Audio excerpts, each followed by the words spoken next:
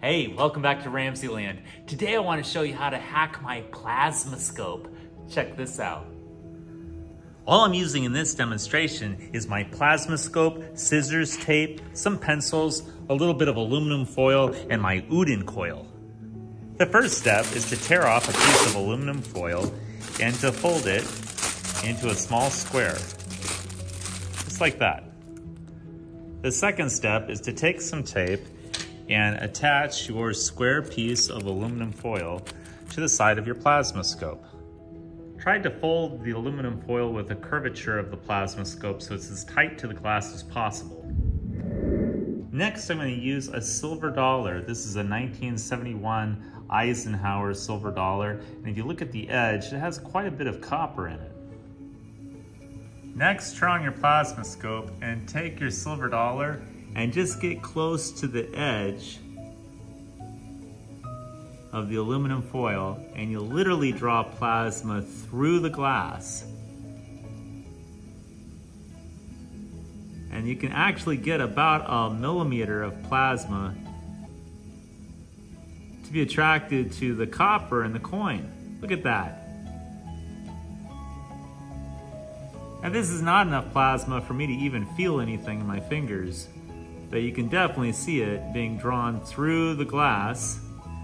Even though the glass is an insulator, that coin has got so much copper in it, it's a great conductor, and you could literally hack the plasma scope. Look at that. Isn't that crazy? And again, I don't even feel anything, but man, I can sure see it.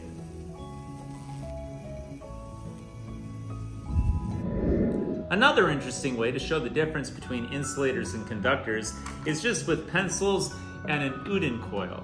Although wood is an insulator, the graphite inside a pencil is an excellent conductor. So if you have pencils, you can line them up on a table and just touch the end or get the Udin coil close to the end, and you'll see a nice line of plasma jump between the pencils.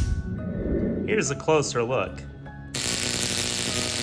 You can definitely see plasma jumping between the two pencils just by sending plasma to the end. Look at that. I like this demonstration because it's easy to show the difference between an insulator and a conductor. Insulators tend to slow the flow of electrons because the electrons are tightly bound to their atoms, whereas conductors allow the free flow of electrons, like in the case of copper or graphite. I hope you enjoyed today's edition of RamZland, and I'll see you next time. If you enjoyed this presentation, be sure to remember to like and subscribe.